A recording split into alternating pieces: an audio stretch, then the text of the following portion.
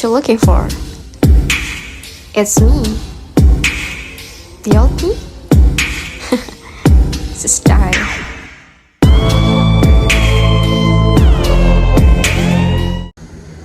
Assalamualaikum warahmatullahi wabarakatuh.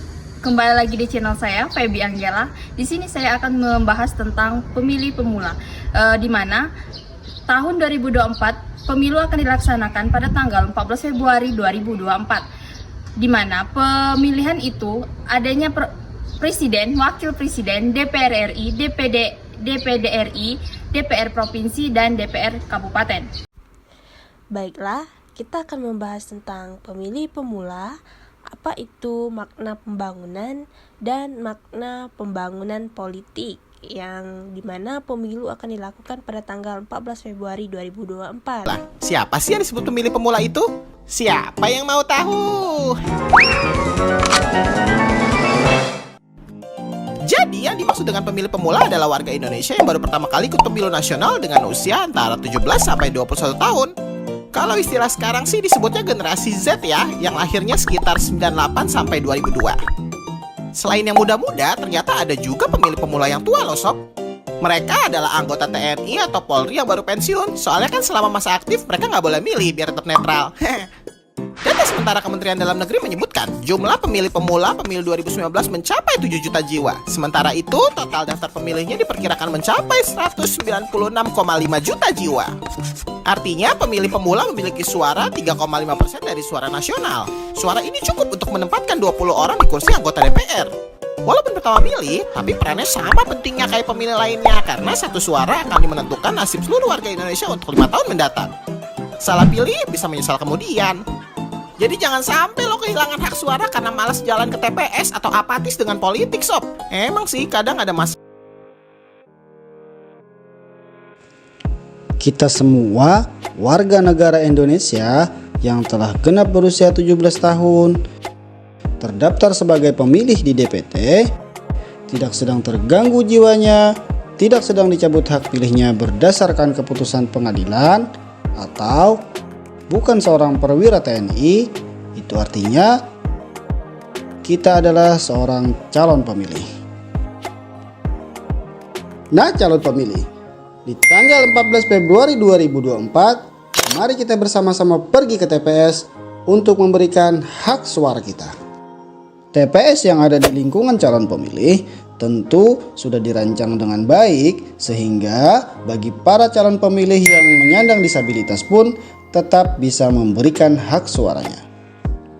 Di bagian depan TPS, calon pemilih akan melihat daftar pemilih dan daftar calon terpilih. Di dalam TPS, calon pemilih akan menyerahkan undangan serta identitas diri kepada petugas KPPS. Selanjutnya, calon pemilih juga akan menandatangani daftar hadir yang disediakan oleh petugas KPPS. Calon pemilih tentu akan dipersilahkan menunggu pada tempat yang disediakan di dalam TPS. Jika nama calon pemilih telah dipanggil oleh petugas KPPS, selanjutnya calon pemilih dipersilahkan untuk mendekati petugas KPPS untuk mengambil surat suara.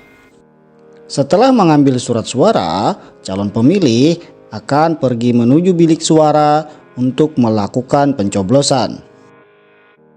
Pencoblosan surat suara dilakukan dengan alat yang telah disediakan oleh petugas KPPS. Pada pemilu kali ini, KPU sudah berusaha mempermudah calon pemilih untuk menemukan nama-nama calon yang akan kita pilih. Untuk menemukan nama calon presiden dan DPR RI yang akan kita pilih, diberi warna kuning di bagian atas tabel nama calon-calon terpilih di dalam surat suara.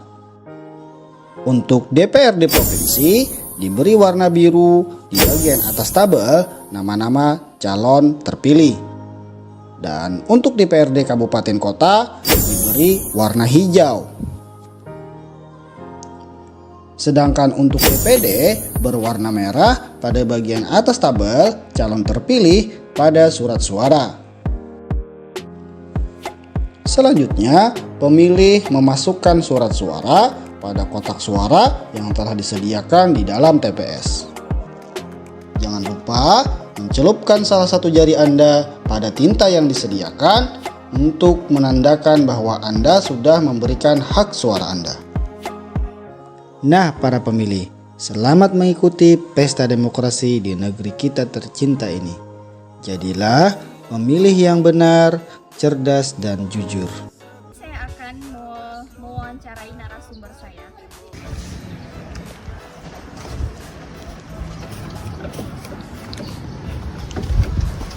Assalamualaikum, Mbak. Waalaikumsalam. Maaf ganggu waktunya. Ya. Di sini saya boleh mewawancarai Mbak. Kalau boleh tahu siapa namanya, Mbak? Alipio suatu. Sekarang umur Mbak berapa? 20 tahun. Oh iya, apakah Mbak pemilu 2024 nanti sudah terdaftar sebagai pemilih? Iya, sudah terdaftar. Oh, berarti pemilih pemula ya? Iya. Baiklah. Tahu nggak tanggal berapa pemilu serentak 2024 akan dilaksanakan? Kalau nggak salah tanggal 14 Februari 2024 ya. Ya, tanggal 14 Februari 2024 pemilihan di tahun 2024. Kalau boleh tahu juga Mbak, kontestan apa saja yang akan dipilih pada pemilu 2024? Presiden, wakil presiden, DPR RI, DPD, terus apa lagi ya? DPR kabupaten. Ya, DPR ini ya Mbak, dengan dari 2024 itu ada presiden dan wakil presiden, DPR RI, DPD RI, DPR provinsi dan DPR kabupaten. Oh, oke. Iya. Dan juga tahu nggak siapa pasangan calon presiden dan calon wakil presiden yang maju pada pemilu 2024? Setahu saya itu Anies Baswedan sama Muhaimin, terus ada Prabowo sama Gibran, dan Ganjar sama MD. Iya, betul. Gimana tanggapan terhadap golput atau pemegang hak pilih tapi tidak memilih ya Mbak? Golput itu menurut saya adalah orang yang sangat tidak ada partisipasi. Dia seperti bodoh amat dan tidak ingin ambil tahu, walaupun dia merasa saya begini-begini saja. Tetapi karena kita mempunyai hak untuk memilih, harusnya golput itu bukan pilihan. Walaupun kita tidak suka siapa pemimpinnya atau bagaimana, tapi karena kita sudah ada hak untuk memilih, tetap dipilih walaupun bukan pilihan sesungguhnya. Iya, betul.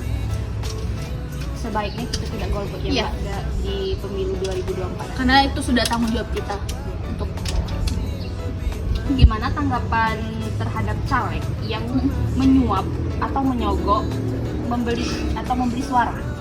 itu sangat tindakan yang tidak terpuji. Kenapa? Karena kita sudah menyuap masyarakat, berarti kita ingin mengambil uang itu secara tidak sah juga, kayak korupsi.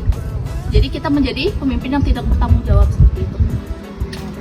Oh ya Mbak, selanjutnya gimana saran Mbak kepada para calon agar mendapatkan simpati rakyat? Membuat pendekatan dengan tanpa banyak acting ya, dan jangan terlalu banyak janji. Lebih baik sedikit janji tapi terbukti ketimbang banyak-banyak janji tapi tidak ada realisasinya ya. Nanti lebih baik jangan banyak omong ya. Benar-benar. Terima kasih atas waktunya Mbak untuk diwawancarai. Sama-sama. Mari kita sukseskan pemilu 2024. Mungkin itu saja penjelasan dari saya. Saya akhiri. Wassalamualaikum warahmatullahi wabarakatuh.